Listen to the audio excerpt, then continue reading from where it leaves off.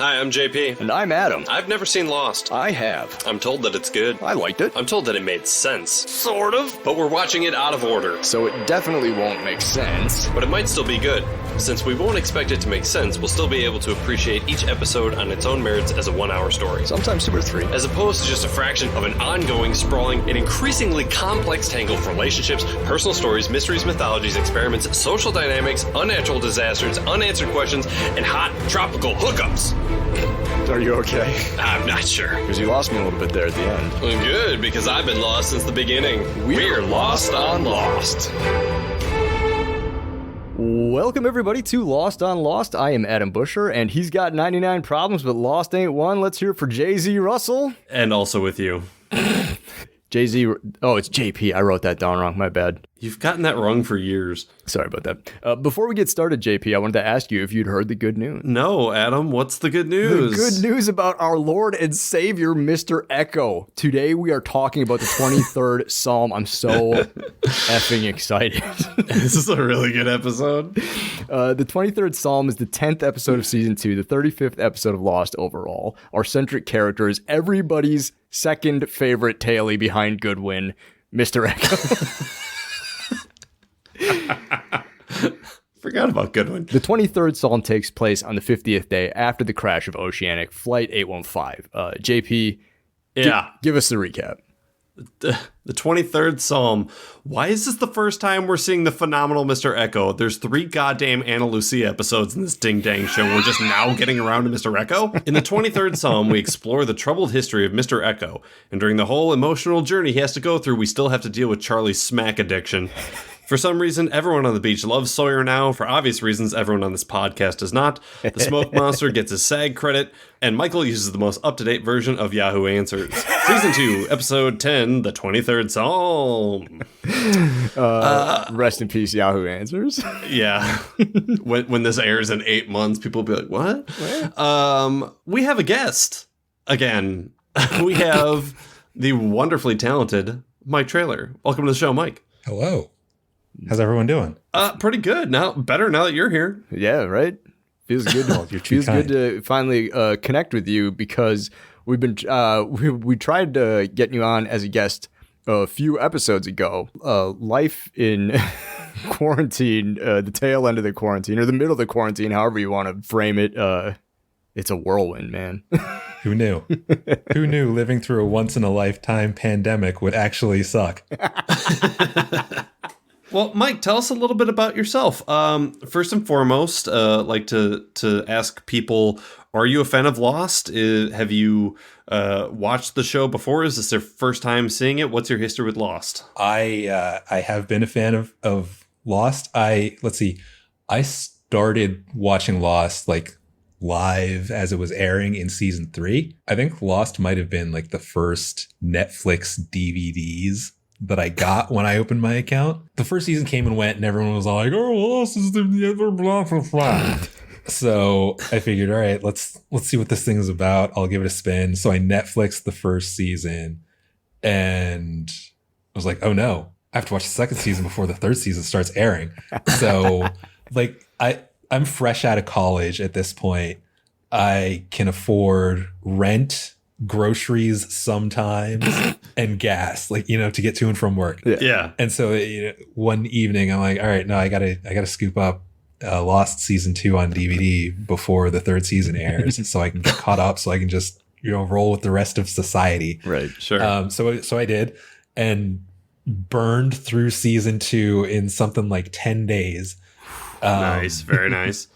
And then I'd watch the rest of the series, live as it was airing. By quarantine standards of binge, though, that's like freshman level. Yeah. That's like now you're up to like 3 seasons in a day. So you rode with Lost live, starting season 3 all the way through the end. Did you get together and do like a Lost like a finale party or anything like that? Did you have a crew that you were watching the show with at the time, or is this a solo mission? Yeah, no. So at the end of, by the end of the series, I had moved into a house with a few other guys who it was the house in our social circle where we would host everyone's birthday parties and whatnot. So I moved into a situation where we had Lost nights. Oh, there we go. It wasn't an option. Tell us a little bit about what you do for a living, Mike. So I work in television. I'm a music editor. I work in post. The way I like to explain it is a music team on a show usually consists of a composer, a music supervisor, and a music editor. The composer will write your original music for whatever the series is. The music supervisor will acquire the licenses to any music that already exists in the world that needs to go in the show. And then I'm the funnel that all of that music goes through to get married to picture. That sounds so much more complicated than what I do. That's also, as somebody who works in television and not in post, that's that's the best way anybody's ever explained how the music part of the show works to me. That's very so good. I mean, this is not the first time I've had to explain what my job is. Fantastic. Well, I'm very excited to hear your thoughts on the music for this episode, because I don't think we've had anybody that's really ever touched on that before. So, you know what's wild is I'm going to be terrible for that. Perfect. We're terrible hosts for this show, so you're going to fit right in. If I'm watching a show and I have commentary on the music, they did a terrible job. That's fair. That's totally fair. Cool. Well, so why don't we talk about Lost then? Yeah, let's do it. Ready? The 23rd Psalm originally aired on January 11th, 2006. It was written by Carlton Cuse and Damon Lindelof and directed by Matt Earl Beasley. We, of course, all recognize Carlton Cuse from his work on The Adventures of Briscoe County Jr. And, of course, Damon Lindelof from the smash NBC hit Crossing Jordan. I want to talk real quick about Matt Earl Beasley, though. Matt Earl Beasley was a second assistant director on Big Trouble in Little China. He was the first assistant director on National Lampoon's Christmas Vacation, one of my favorite Christmas movies. And he was also the first assistant director on Hard Rain. Oh my god. Oh, dip. He has directed an absolute shitload of television, including a bunch of stuff for the CSI franchise. I met Matt Earl while he was directing an episode of CSI Miami, and I have firsthand experience. He is a pretty cool dude. Nice. Let's get him on the show. I'm 100% sure he is already busy directing 3 different episodes of television this year. Like, the man works, and That's awesome. He's a joy to be around. A friend of mine from work and I tried to make Hard Rain the musical, and we got as far as Morgan Freeman's song "We Just Want the Money," and we stopped after that. So we just want the money. You can have the money. So we kick it off. The beginning of the episode, it starts clearly with a flashback because this is not the island. What are you talking about? Of course, the colorists had to do the thing where they're like, "Oh, it takes place in Africa, sepia tone, everything's red clay, right? Right, yeah. Africa. There's nothing else." We got a scene of some boys playing soccer, just kicking the ball around. It's Saturday. It's for the boys. And some militants just roll up in a pickup truck, and they round up the kids, and they beat a priest. And in case you weren't sure what sort of side these guys are bad guys. Yeah, real bad dudes. I mean, can you really tell, though, from the scene? Well, I don't know. In case it wasn't entirely clear what their motivations are, they grab a little boy out of the rounded up villagers here, and they hand him a pistol. A little boy too, not like one of the big kids, like a little boy. This kid's 8, 9, 10, Maybe. and they hand him a pistol, and he's just like, and then they grab an old man out of the collected villagers, and they're like, "Hey, little kid, shoot this man." I really did not enjoy this scene. I mean, it's super well done, and that's why I didn't enjoy it. I mean, it's fucking dark, right? Like, It's hard to watch. Yeah. But so this little kid, he's like trying to piece it together, and we don't know what's going to happen to this kid if he doesn't do it, but we don't get a chance to find out because a bigger kid from the group comes out, just takes the pistol from him, and shoots this old man. Just cold as ice. Yep. And instantly you understand why. I mean, you don't see like hate in the kid's eyes. You understand, I'm doing this so that my little brother doesn't have to. Right. Like, Right. it's so straight much up is said desperation. without having to say it. It's a very well crafted scene. Yeah, it's the falling on the grenade thing. It's like this person here, his life is more important than mine, and I'm ready to give mine up so his continues. And so I mean, yeah, you get right from the jump. There's a lot of questions throughout the episode of like, is Eko evil? Does he have a soul? All that stuff. But like, this is a selfless thing that we first see Eko. The first thing we see Eko do is probably one of the most selfless things that a person can do, is to give their life for somebody else. And in doing so, he gets taken by the bad dudes in the pickup truck because they're like, oh, this kid, he doesn't hesitate. He's a killer. We're taking this one with us. It's going to take way less convincing than the little guy. So Here we go. They yank off of his cross necklace and just say, you're not going to need that anymore. And it's true. Like, if you had any belief before, like whatever these motivations were, this cold-blooded murder is now, your path is no longer down a path where you're going to need this cross necklace. Right. I mean, that tells us everything we need to know. Like, we can jump forward in time now, and we already know the story. Like, right. Yeah, he ends up in a real bad situation and becomes a person that he wasn't supposed to be. So from there, we cut to the beach, and we see Eko and Claire. He's just trying to carve into his fucking stick or whatever, and Claire's got to come up and be like, my son's name is Aaron, the brother of Moses. Yeah. Yeah. Here's the thing. I know, JP, you don't like Claire. I'm glad that she was here because it means that Aaron's here. And Aaron is the jumping off point for the duality of Eko. Like, we just saw Eko as a child, as, maybe a 13, 14, 15-year-old boy prepared to kill somebody to save his brother. But now here Eko is. And we don't know hardly anything about Eko on the show here, but like he knows the story of Moses and Aaron. And Adewale, the way he tells this story is so like comforting. Throughout this episode, he has like, first of all, his eyes and specifically his eyelashes are out of control. So when he does like the Michael Caine thing where it's like, I'm not going to blink while I'm talking, even though he does blink, but just he has this intensity about him in his performance, even when he's not necessarily trying to be intense. He's having a very friendly, casual conversation with Claire, but there's still this like, he's coming at you at a 10, but in a very subtle way. And it's like, holy shit. All right, yeah, I'm going to listen to whatever my man's saying because I'm captivated by it. Every word that's coming out of his skull. I mean, yeah, he took his first life at like 14, so he's got one speed. yeah, no doubt. I killed a priest. I can handle this little Australian lady and her weird turnip baby. The big payoff of this scene is we get to the end. Basically, Claire's just here to deliver information to Eko that Charlie has been.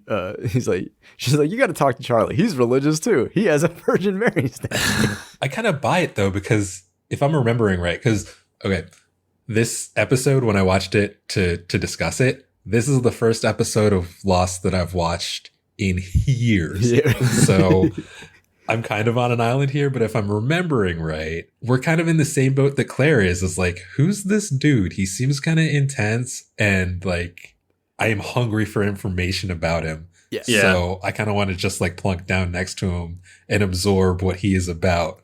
Speaking of Lost on Lost, we cut to Lock on Lock. Johnny Locke changing the locks on the gun safe. Wow, I'm doing a lot right there. Thank you. A real quick cut to Locke changing the combo on the gun safe, and then Michael wandering in. And trying to be like, I definitely don't want a gun right now. I mean, unless you're giving out guns. Yeah. Unless I mean, I'll take one. I'm here. To the interns, each get their own Glock. I thought this was where the icy machine was. I guess I'll take a gun. All right. Icy machine's broken, but I just cleaned all of our pistols. And he has a little exchange with John, and Old Johnny Locke is pretty wise to what's going on. He kind of figures that Michael's thinking about doing something reckless, but also kind of casually recognizes that he knows he's not going to be able to stop him. Right. Cut to Charlie singing. God, so bad. Like, I rewound this like 2 or 3 times because I was like, that doesn't sound like any Kinks song I've ever heard. Yeah, and I was also in my notes, I'm like, is Charlie on drugs or is he just always this annoying? I don't know. Like, this is why he was backup vocals in Dry Shaft, because there's no way he can front a fucking rock band. Yeah, if any of our listeners speak Korean, I would love to know what Jin is saying to him, because he's like pantomiming something about like it looks like a cigarette, and he's just kind of like, what the? He has this look on his face like I wish I was alone right now. Like, I wish I was alone on this island. And I would love to know what he's saying to Charlie, but Charlie's just kind of yammering at him. I mean, this is obviously like a little bit of a comic relief scene here, like because Charlie's fake translating. It's like, oh, you're absolutely right, Jin. I do have a beautiful voice. Like, I mean, at least Charlie's not doing that thing that other people do to Jin, where they just shout at him in English. Right. Oh, you mean that thing that Americans do? Right. To speakers of other languages? Yeah, exactly. So, hello? Do you understand? No. And then we hear glass break and the Stone Cold theme start, and Mr. Eko is fucking booking it across the beach. And he's just walking, and I'm like, oh, fuck. Like, it's such an intimidating walk. This is the first time I've really, like, seen him, like, on a full body shot as far as I can remember. He's wearing dress slacks and dress shoes. Like, yeah, like you do. Just, like, on the, like, if it were me and I only had a pair of dress shoes, like, they'd be gone. Like, if I was on the beach, if I was on a trapped on it, I was like, I don't need these anymore.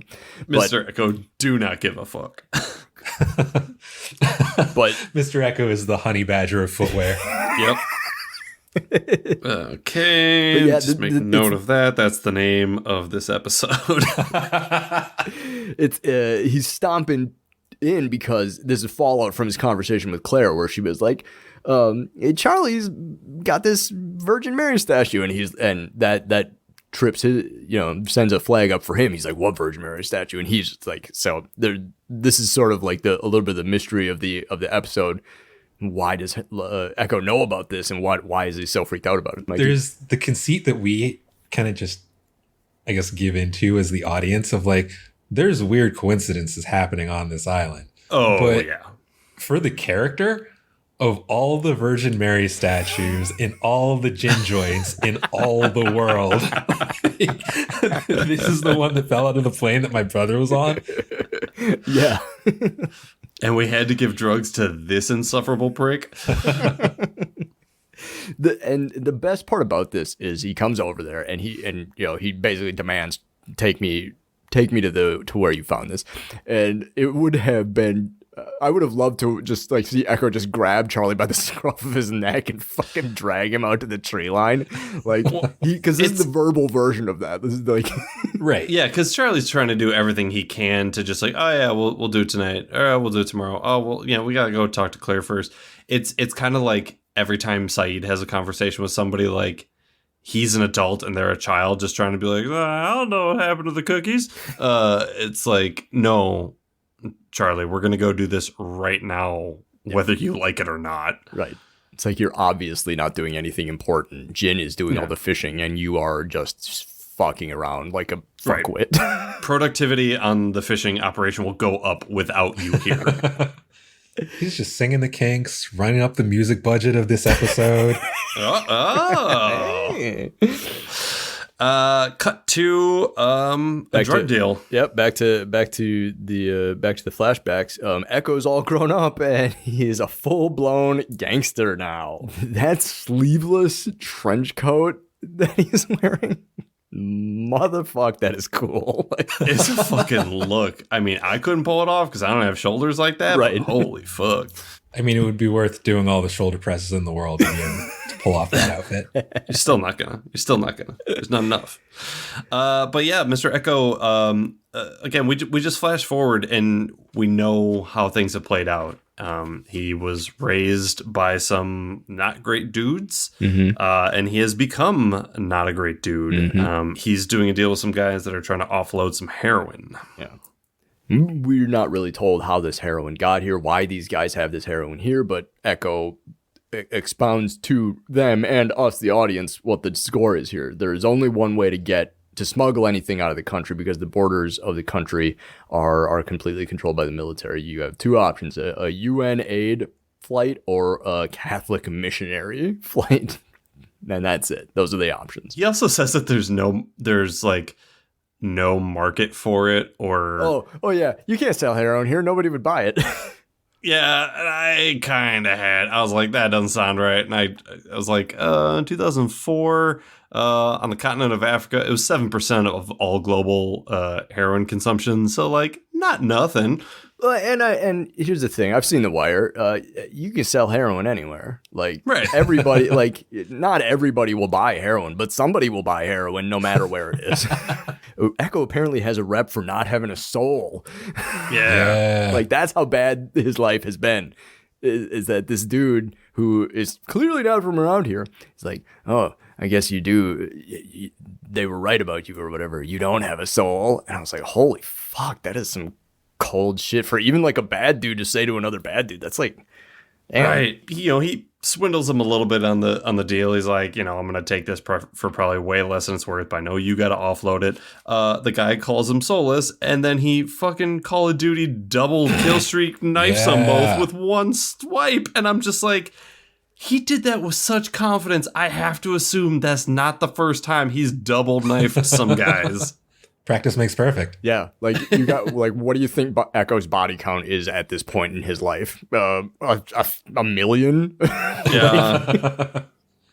But he's got scruples. He waves off his dudes from shooting this kid who's at this heroin deal for whatever reason. And he's like, I'm gonna let you live. You go tell everybody that Eko let you live. Mr. Eko let you live. And so like so he's got some, there's got to be despite the fact that this dude thinks he's soulless. I mean, like he's got to have at least a fraction of a soul. He's not just gonna murder this kid for no good reason. So That's got to be like, for me, top 3 lines from the series. Tell them I let you live. Tell them Mr. Eko let you live. So good. Like, it's so cold. Yeah. And I've said this in the podcast before. Mr. Eko has the coolest name on the show. Like hands down. Oh, yeah. Like Absolutely. in a show full of like 80% just like normal folk name, and then like 10% of them are just named after philosophers for whatever reason. Mr. Eko is such a fucking cool name. And the first people we meet in the series are Jack and Kate. And then Mr. Eko. Like, he's wrecking the curve. Yeah. We come back to the beach from here. Claire is mad at Charlie. With good reason, in my opinion. Yeah. He's back on the horse. Why do you have heroin? Aren't you a drug addict? I didn't know I had heroin. Yeah. It's, oh boy, that sure is a coincidence, Charlie, that you didn't know that you had heroin inside the statue you've been carrying around everywhere. There was heroin in that old marmalade. What did Matt Scales say? I'm plum pickled. Oh my gosh. So, okay, I love Charlie in this show, but Opie as Charlie is, I think, the only way that it gets me. Absolutely. Cut to John Locke being a dad again, right. with Michael showing his son how to shoot a gun. Correct me if I'm wrong. When Hurley was going on his date, didn't he have like a big thing of mayo that he was pulling off the? It was a gallon jug of ranch dressing. Yeah. Oh, so I have to imagine that they shoot the big tub of stuff, and Hurley's like, "Oh no, my ranch dressing," just like in the background. Hey, I was still working on that. Right, halfway like across the island, just a single tear falls from Hurley's face. Oh no. But yeah, Locke is just straight up like, I know that I'm not going to be able to stop Michael from going after Walt. I mean, it's his son. Mm-hmm. It's people have done crazier things on this island so far. So he's like, well, I guess I might as well show the guy how to at least shoot a gun, so he at least has some sort of a chance when he does whatever it is he's going to do. Right. At least I can stop him from shooting off his own toe. Right. Talking about Opie, I was... classic John Locke dad vibes. I was like, you replace this with Andy Griffith and Ron Howard. This is learning how to shoot the BB gun. Like, man, except it's a rifle. Well, Andy, look what I found on the beach. It's a smoke monster. Cut to the hike. The Charlie and Echo they've left the beach. They're on the hike. Charlie's like, yeah, this tree here, 10 minutes from camp. This is where I found it. Yeah, sure. Can I go back to the beach now? And Echo's like, obviously, this isn't it. Why are you so full of shit? Like, but here's the thing, and I'll talk about this a little bit later. But like, Charlie is a drug addict. One of the things that drug addicts are very good at doing, or that any addicts are doing, satisfying their addiction and lying. Those are the two things they're very good at. Yeah. Or at least they reach to them. Maybe not necessarily good at them, but that's what they're there for. Which, like, every lie that Charlie has told to this point is like as plausible of a lie as you want to give in that situation. The statuette it's closed up. How was I supposed to know how? Yeah, That's a good point, Charlie. That's not bad. Yeah, it's not bad. And I don't mean to just judge a book by its cover, but Hurley's a big guy, right? You look at Hurley and you're like, after you talk to him for a minute or two, you're like, I might be able to pull one over on old Hurley. He's just a kind soul. He's looking for the best in people, so I could probably lie to his big, beautiful face. What the fuck about Mr. Eko's appearance makes you think you're going to be able to pull one over on him? Right. Show him where the plane is, my guy. Otherwise, he is going to knock the goddamn dust off of you. No doubt. They argue, but during this argument, Eko sees the smoke monster in the trees. I kind of forgot that they did show the smoke monster on screen in the first half. I remember seeing it a bunch in the second half of the show, but like I was like, oh yeah, I kind of forgot about that. And so just this like little wisp, like this little almost like fucking Pokemon-esque size smoke wisp, like moving through the trees back there. Spoiler alerts, coughing is the smoke monster. Oh no. Is that what Jin was signaling to on the beach? He was like, don't go in the fucking jungle, there's a smoke monster, you idiot. I saw it right there. Yeah. Flashback to Eko going to see his brother. Cut to the Yemi's church. Out in front, there's a woman selling the Virgin Mary statues, trying to raise money to get polio vaccines. Eko goes into the church and sees his brother I gotta assume that they've seen each other. It can't be the first time he's seen him since he was a little kid, right? He says it's the first time he's seen him in 3 years. Yeah, okay. So and they recognize each other. There's clearly a some sort of brotherly exchange that's going on there.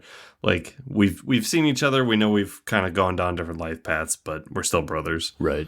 And there's the conversation is an extension of the drug deal. It's like we find out that Yemi, his brother, since he didn't end up killing somebody as a child, became a priest. Yeah, those are the options.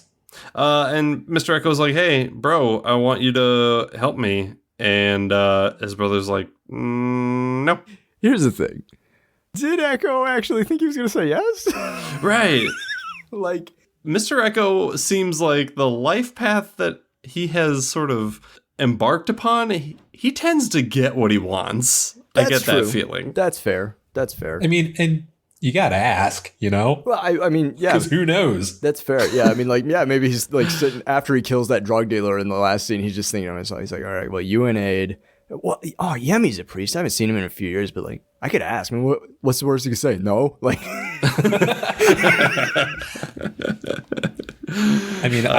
why did they cut that scene?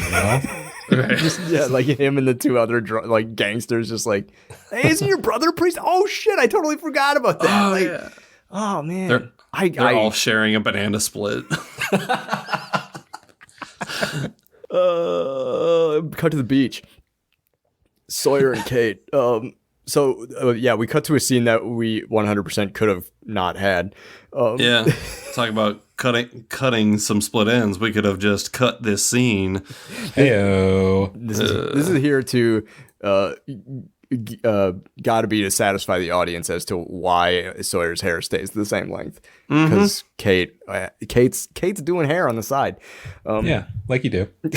You know what? I was before we got on, I was watching the episode again with the commentary on, and they addressed this scene. Oh, what do they say? Apparently Josh Holloway had, he was grousing about, like, I don't like the hair, it's too long, it's getting all in the way, it's rough and it gets everywhere. And so either Damon or Carlton or some combination of the two are like, well, let's address it on the show. We'll just have you getting a haircut. So that's why his hair is shorter, like, because the actor wanted it. Actually shorter? No, absolutely not. No, we're gonna take still off going to be about mid-length. Yeah. We're gonna take off like a quarter inch. Like that's Yeah. Yeah. It's shorter now, Josh. Shut the fuck up and read the lines. I mean, we could just not have hair and makeup trim it, and you can just have fucking split ends for the next 6 seasons. It's fine. Cousin it looking dork.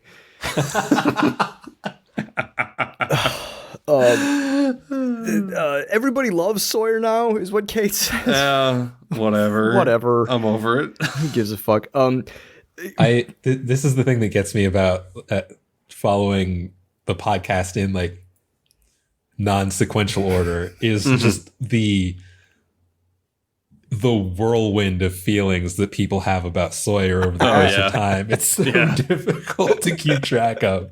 Yeah. There's no she doesn't say, oh, everybody loves you now because you did X, Y, Z. Like, yeah. Okay. We know it's after he got shot. We knew previously time? that he got shot. Well, yeah, I suppose. Does everybody love him after he gets shot every time he gets shot and then he does something to fuck it up? It's every other time. Because he's been shot like 4 times, right? Sawyer's like, he's the 50 Cent of the Lost Island.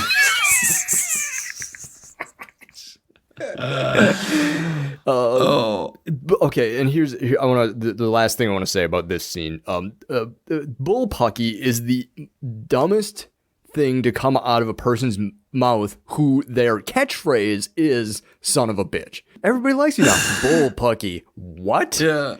That's the only time in your life you've ever said that, Sawyer. I believe that he's said it numerous times because Southern. Okay. But that doesn't change that it's a stupid phrase. Sorry, That's whole the southern thing. region of the United States. Is that before the island, Sawyer had all these catchphrases that he tried saying and nobody liked them. And now he's retrying all that material on the island. He's like, Fresh Bullpucky? start. Yeah, I'm so Southern and I'll have all these platitudes. Oh, actually, I have one other thing I want to say about this scene. Michael offers to switch hatch duty with Kate, which puts him in place for later. But and this goes to my comment about, or your comment about Sawyer liking being liked, whatever. Like, Sawyer's obviously uncomfortable with the idea of being liked, and you can see, at least I could see it in his eyes. I was like, now that he knows that people are on his side, he is going to do something to become the bad guy again, because that's part of his damage, his whatever. Like, Sawyer needs to be the bad guy for himself, and so that's going to be something we see later. I also have a little bit of a problem with this because Michael's like, hey, can I take your shift? One, that's already a little suspicious just in general. No one ever takes a shift because I need something to do. Go help Jin fish, okay? Like, go help gather firewood if you're looking for something to do. Second of all, people would be begging to take hatch shifts. Oh, I could be out on this beach cold and sandy or indoors. Like, yeah, everyone would want a hatch shift. Cut to the hike. Back to the hike. Charlie's like in mid-defense of his lie about the statue. Just, he's doing everything he can to try to keep people on his side. And they find a parachute and a corpse.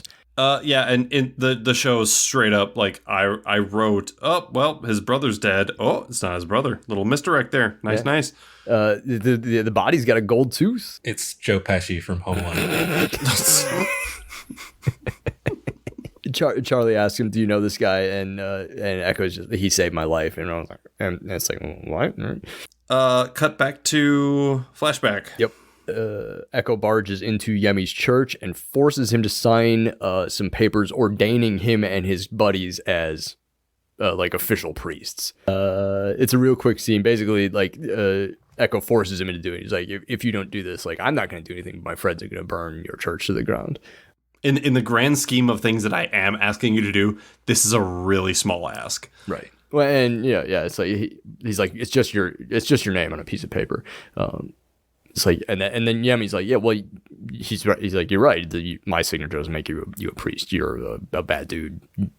Eko could have got out of this scene without, like, he was already being enough of a dick. Like, but then as he's walking away, he buys the statues and he gives them the money. And he says, "I guess we're both sinners now." It's like, you didn't have to say that. Like, I don't know. Well, but also based on the fact that he more or less assumes his brother's role later, couldn't he have just faked the signature?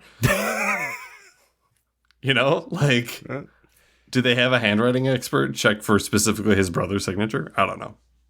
Cut back to the hike. Charlie's lost. They're all lost. Dun, dun, dun, dun, dun. That's the end of the podcast, everyone. Thanks for tuning in. Well, see you later. He does say, well, it was dark. I was following Saeed, and I likely had a concussion. So, like, give me a break. And okay. like, that's like the first honest thing that Charlie's really said this episode. And it's like, yeah, all right. Well, you're not wrong. Eko makes him climb a tree. He's like, when Mr. Eko tells you to climb a tree, your response is yes, sir. Yeah. How high? Exactly. I would legit watch a show about Mr. Eko making people do things that they kind of don't really want to do. It's that what's that Stone Cold show where he just like yells at people to go like run up dirt hills and stuff and like lift tires. It's just like Mr. Eko barking out orders. Like innocuous stuff, you know, but just like climb that tree, do a push-up, go steal that kid's ice cream cone. It's like the Scared Straight, but it's just Mr. Eko just barking out orders at kids. Yes, sir. Just FYI, JP, that's your second Stone Cold reference for the episode. You only get one more. Okay, good. While Charlie's in the tree, we see the smoke monster in its full glory. Like, not just a wisp, not just a little noise in the trees. This thing comes out, and holy fuck, it is huge. Once you realize it has some sentience to it, in the fact that it stops right in front of Mr. Eko. It's not just, it's a xenomorph and all it does is kill. Like, this thing has a mind, and it gets in Mr. Eko's face, and they exchange some sort of something that makes it 10 times more menacing, the fact that it can think. Right. Like, the size and the noise alone, it's like, and here, we talked about this before about how, you know, they did it in the pilot, they do it in Jaws. Like, the less you see of a thing, the scarier it can be. But then this is finally where we've heard it a lot. The sound is no longer as scary as it once was. Now we see it. And yes, you should be scared. And then, the behavior of it is something that's only transferred now that we've got a visual reference. And it comes in facing down. We get that cool shot. And the VFX, whatever, are kind of whatever, but like the camera moves through the smoke monster, and you can still see Eko on the other side of it, and there's like some sort of lightning or something inside this thing, this cloud, and it's just like, I mean, I also love the shot of the smoke monster going up to his face because it's very much like Sam Raimi, Evil Dead, sort of like. Totally. So good. Also, the smoke monster sounded like my stomach after I have Del Taco. So. Yeah. Now for our sponsor break, Del Taco and cigarettes. And Charlie jumps out of the tree and he's just like, "What the fuck? That was wild." And Eko's like, "I'm not afraid. I don't give a shit." Oh, that's the thing. He's like, "I wasn't scared." Also, he's like, "Yeah, whatever, monster. Keep taking me to the goddamn plane." Don't lose sight here, Charlie. Yeah. Singular focus. Focus. I don't want you to get so distracted by things like trees or smoke monsters. Supernatural monsters, not interested. Show me the plane. And Charlie tells him Oh, yeah, I could see it from on top of the tree. It's 1 kilometer away, which you're not seeing a kilometer in the jungle. I'm sorry. He climbed a tree. He wasn't even in the That's the tallest whole tree reason he nearby. climbed Right. a tree. The only way you're seeing a kilometer is if you're Stone Cold Steve Austin. That's 3. Thank you. Thank All you. right, moving I mean, on. like real talk, you guys, I have not been off the continent. How far is a kilometer? 0.6 of a mile. What? So, sub question. I'm a piggyback on Mike's question here. If you were in a tree, could you be able to tell 0.6 of a mile? How do you use that as a reference? From the ground, I could maybe eyeball half a mile because I just imagine freeway exits. So There you go, when you're gauging for distance, like you have your pace count, right? So you know roughly what your pace is over different types of terrain, and you totally like count left foot, right foot, or I know whatever that. you want it to be. Yeah. And then that's how you figure how far you have gone. You keep track of that. For gauging distance, you typically need to know the known size of an object. So vehicles, humans, doorways, things like that. So just saying, that tree looks like it's about 1 kilometer away. No, sorry, that's not how that works. That tree is about a third of how far away I normally run every Tuesday and Wednesday. Man, that tree's real far away. That's the end of that thought. Right. I saw the plane. It's over there. That's what his line should have been. Yeah, like unless It's he over there, knows, a little ways away still. right? Unless he knows how big that plane is, like to scale. He's I don't know, 1 kilometer. Nah. Hatch time. We cut to Michael stalking around the hatch, making sure he's alone. Sits down at the computer, pops open an incognito tab. Cue the Pornhub theme. Porn hatch. He's trying to fire up a chat room with the hopefully Walt. with hot singles in your area. No, chatting with living Walts in your zip code. Your live son is still nearby. Click here. Hey, you up? Yeah, so he first of all, he also sits down at the computer, and instead of just like hitting enter a couple of times, the first shot we get and the first like clackety clacks are multiple letters, like he's trying to log in on a blank screen. Like, all right, whatever. All this computer hacking is hard. I think I'll order a tab. Yes. And yeah, so he starts chatting with Walt, and that's basically what it is too. You up? Yeah, but I can't talk long. yeah. Shades of ICQ. Well, yeah, and then we don't see the remainder of a message. It's you need to, and it's like a C word, and then that's about it. Yeah. And then Super Doc walks in, and I forgot Jack was in this show. and he reassures Michael, like, and this is Jack's only scene. He's like, hey man, yeah, we haven't forgot about Walt. As soon as we stop fucking around with other island stuff, we'll go get him. Like, Yeah. kidnap son it's on the list of things to do. Easily top 5. Top 5 things we have to do. Everyone's taking these hatch shifts, but Jack's just sort of roaming free. He gets to do whatever he wants. Yeah, it's like him and Locke are like co-hatch supervisors, just like eyeballing everybody. Yeah. And like Michael's like, oh, Hurley's supposed to be here, but I guess he's late. Like, if Hurley was not late, like, what if like they were at the beach? Hurley and Michael were at the beach earlier. Yeah. And Michael's like, all right, I'm gonna go do Kate's shift, and Hurley's like, oh, it's my shift too. I'll walk with you. Like, how did he get away from Hurley? Where's Hurley? Like, Hurley's mourning the loss of the ranch jar, I guess. My ranch. Come back to the hike. They've reached the plane. They find the plane, and then it cuts quickly away to a flashback. Yeah. It's like you said. There's a lot of very quick back and forth, but I feel like it didn't feel very jarring. Like No. it felt like it worked very well, and I don't know why. Yeah, unlike other episodes where they've had a lot of quick cuts that have been disorienting, these weren't necessarily. So like I had it in my notes that was the next thing, the next scene we saw, that them getting to the plane. But yeah, so with the flashback, they're on this airstrip, and they're loading up the we now assume heroin-filled Virgin Mary statues into the plane. A van starts driving toward them. They're Eko's buddies are ready to blast it, but he's like, wait, no. Hold on. And then it turns out it's Yemi, and he's there to try and get Eko to not do. He's like, come on, don't do this, man. Like, you know, you're better than this. It's like, well, is he? And then the Goon Squad shows up. And they were like right behind him. Yeah.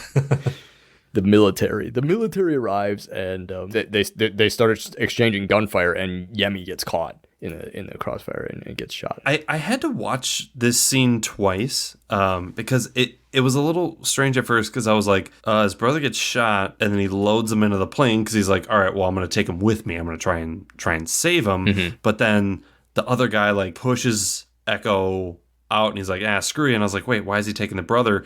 And it was more like Eko was trying to push his brother into the plane, and the other guy was just like, I just want to close the door. I want this guy cleared out. Yeah. You stay, because this is your fault. Right.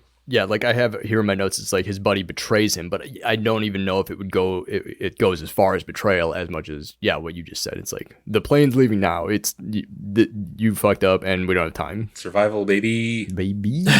Also, I'm sorry, this is going to be JP complains about firearms for a second. Is that plane armor plated? Because 7.62 by 39 wouldn't even slow down going through a plane. In fact, it might speed up somehow. Even though that's not how bullets work. And they were ping, ping, ping, ping, ping, bouncing off that plane. I was like, I think so. It was the missionaries' plane. You know who's got money? The Catholic Church. Oh, that's right. It's a diamond encrusted plane. My bad. Yeah, the inside's all gilded and covered in made of platinum. I mean, Gilded platinum. I've been skydiving, and like I've been in a plane basically that size, and the walls are made of essentially tinfoil. Like, yeah, it's fucking paper mache and hydraulics.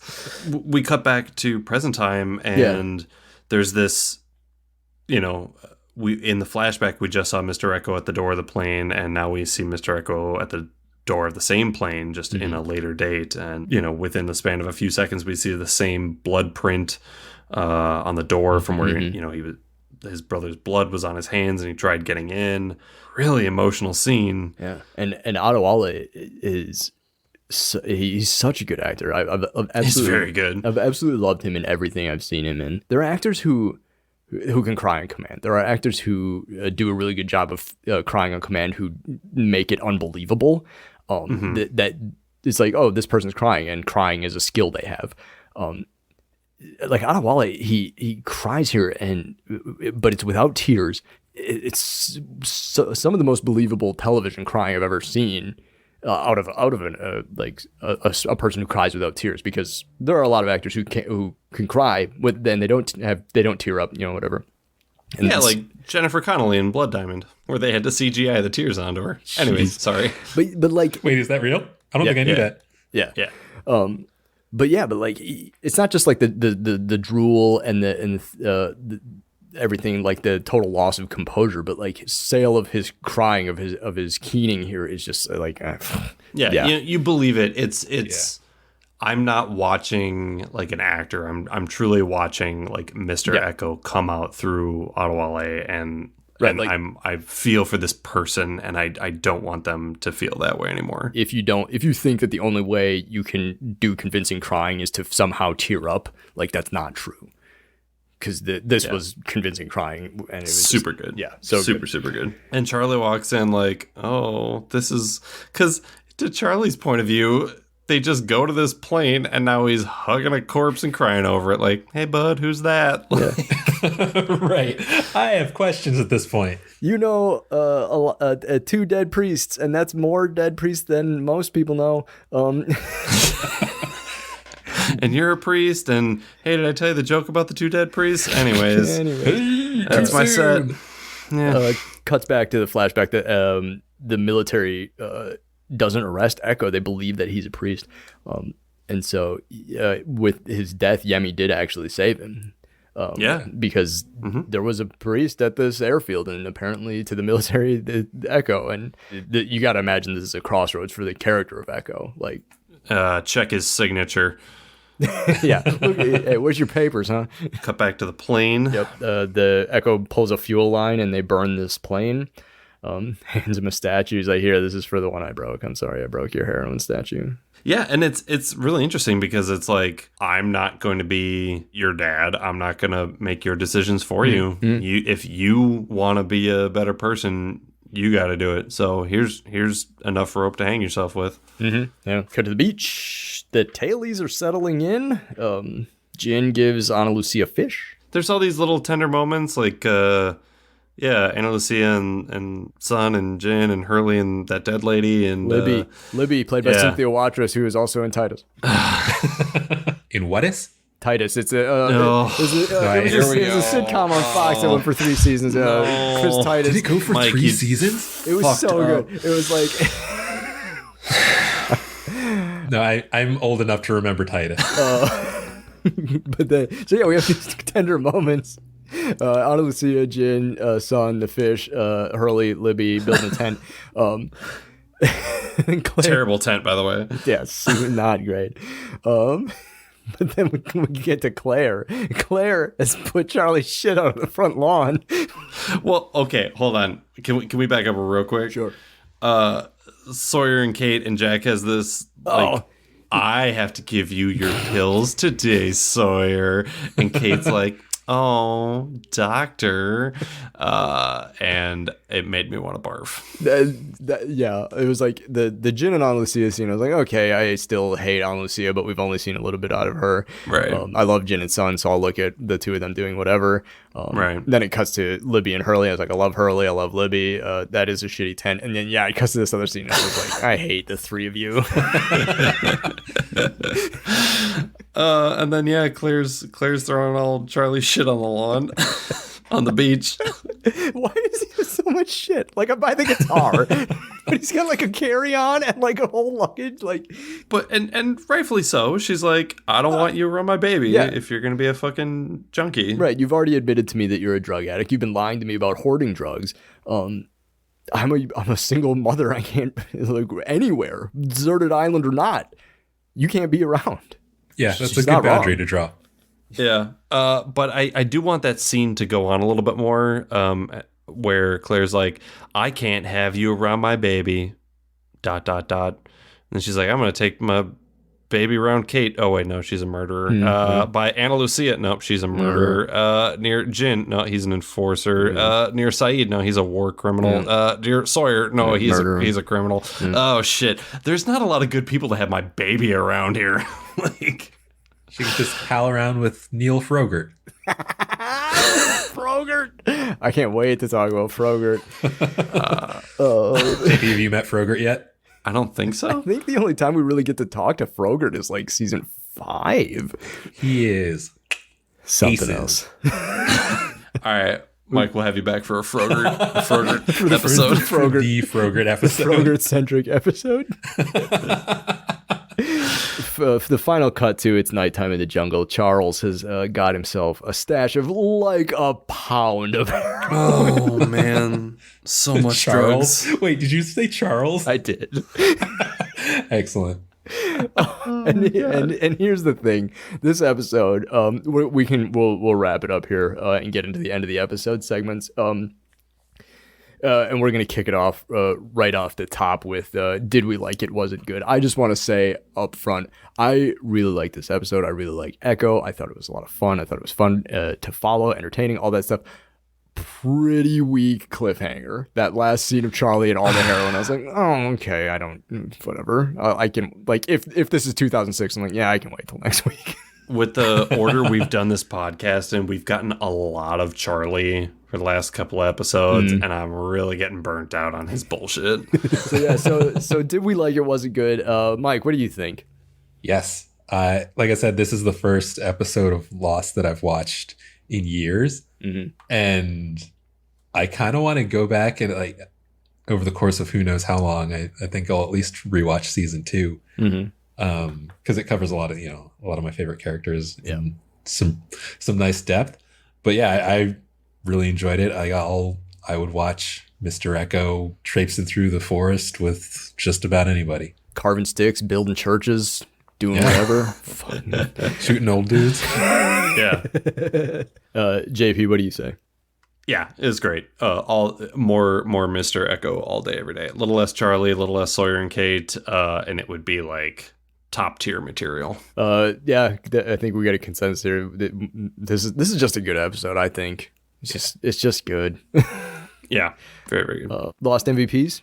Yeah, let's do some MVPs. Lost MVP is our favorite character of the episode. Just this 45 minutes, no memories, no context, no anything else. Just this episode, just the 23rd Psalm. Who was the MVP? Mike, kick us off. It's got to be Eko.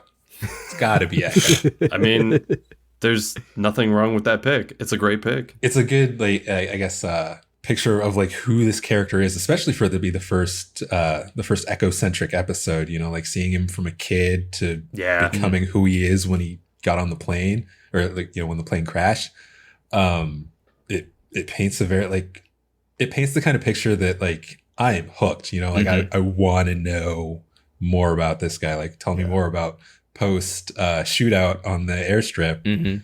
Like what happened in between then and the next time we know that he got on a plane.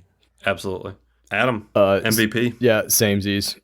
Sometimes you find a nugget or a character or something that isn't the main character of the episode. Eko is so interesting. He's so compelling. Everything he did in every moment, give me more, show me more. Yep. There's redemption. There's tragic beginnings. There's almost a calm sort of twilight part of Eko's life here on the island. Like, but it's still there's like a catharsis. There's all this like redemption. Like there's a lot in one episode. There's super so good. much. JP. Goldie.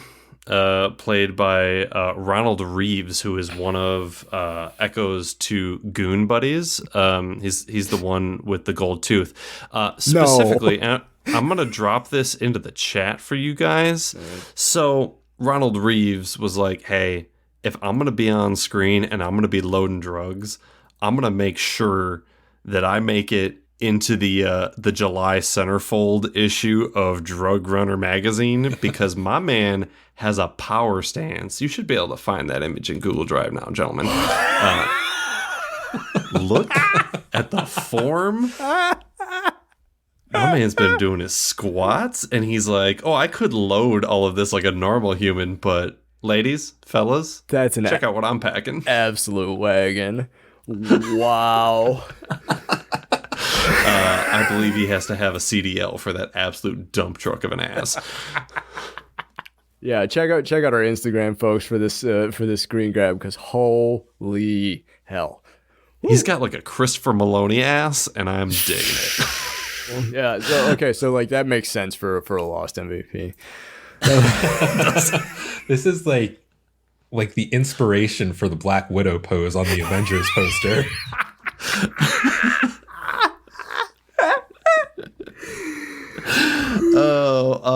Lost Forevers. Oh man, Lost Forever is our least favorite character, the opposite of this bit. Just this 45 minutes, minus your memories, minus your context, minus whatever nonsense they might have gotten into either before or after the 23rd Psalm. Mike, who is your Lost Forever? I'm gonna punch down on this one. It's a character we don't see very much of in this episode. Oh, please be Jack. But Please be Jack. Please be Jack. Does absolutely nothing. I'm going with Jack. Yeah! It's so good. And it's beautiful. I guess I have to confess that this isn't completely divorced from my memories of watching the show. No, that's okay. But he comes into the hatch with like big I'm in charge of everything energy and is of no help. Yeah. It's like classic season 2 Jack throwaway scene. Yeah. Hey, don't forget, for some reason I'm the hero. Yeah. his lame ass reassurance to Michael. Yeah, just like, Right. yeah, don't forget. We all know your son has been kidnapped or stolen or missing or whatever. Like, we'll get him back. Don't worry. Yeah, it's Yeah. fine. After we collect enough mangoes and get water. Yeah, and, right. We have to figure out how to collect waterfall right. water to drink forever. Don't worry. Right after I bang every woman on the island. All right. It's like, dude, my son is out there somewhere. Jack, suck it, Jack. Adam, who's your loss forever? This kind of feels like a punch down too, but Charlie. Ooh. But here's the thing, and it's like Charlie's an addict, and he's clean for. It doesn't seem like that he's necessarily taken charge of his own sobriety yet. I know he eventually does, but right now he's in a bad place. In alcoholic parlance, we'd call him, he's in sort of a dry drunk phase. It's like he's sober, but he's still behaving like an addict with the lying, with the hoarding of the using of the heroin as a security blanket. Like he's still got a lot of growth to do to get to truly be recovering, and so like I wasn't mad at Charlie. I was sad, and I wanted to get better, and I wish that I want to see him recognize that. So Sure. Hopefully, maybe the Claire kicking him out will be a catalyst for that. JP, what do you think? Lost Forever. I'm also going with Jack. Double Jack. It's not so much a punch down as it is a middle finger. Listen, Michael is clacking away at an old DOS keyboard. There's no way you don't hear that from a kilometer away, okay? Like, you could hear that from the International Space Station, and then he comes in like, oh, what are you doing, Michael? Nothing.